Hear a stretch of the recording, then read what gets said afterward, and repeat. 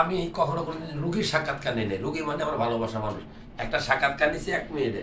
তোমার নাম কি? আমার নাম মোহাম্মদ আবিদুল ইসলাম। তুমি আমাকে এখানে এই চেম্বারে 14 দিন আগে এসে বলছিলা যে স্যার আমার বাঁচতে ইচ্ছা করে না, আমি জীবনে এমন কোনো ডাক্তার দেখাই নাই, আমি নীলফামারী থেকে আসছি, জাস্ট আপনার ভিডিও দেখে আমার বাঁচার ইচ্ছা হয়, এই কথাটা আমাকে বলছিলা নাকি? হ্যাঁ, এরপরে আমি চিকিৎসা দিছি। এখন তুমি আগে যেদিন আসছিলা সেই তুলনায় কি ভালো আছো নাকি খারাপ নাকি কি অবস্থা? এখন স্যার আপনার রোগ সারার মালিক হচ্ছে আল্লাহ, আপনার ওসিলা। হ্যাঁ। আপনার ওসিলাতে আমার 3-এর 2 ভাগ যন্ত্রণা আমার কমে গেছে, আর 1 ভাগ আছে স্যার।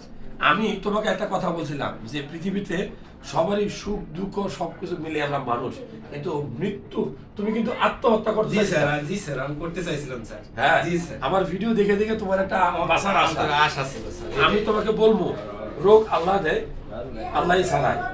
তুমি যে আগের চাইতে ভালো আছো, অনেক ভালো আছে স্যার। আলহামদুলিল্লাহ, আলহামদুলিল্লাহ। জি, সেই সুদূর নীলফামারী থেকে আসছে, কোথায়? নীলফামারী। নীলফামারী ঢাকা থেকে প্রায় 600 বা 500 বা 400 মাইল দূরে নাকি? জি স্যার। তো তোমার জন্য ভালোবাসা রইলো। ঠিক আর আছে। আমরা নতুন করে ওষুধ দেবো।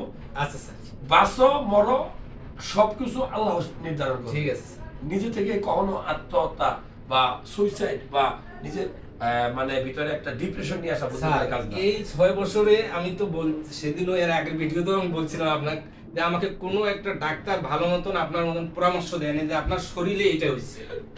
আল্লাহ ভালো রাখুক, দোয়া রইলো, বুঝছেন স্যার? দোয়া রইলো। ঠিক আছে। তুমি বলো কি খবর?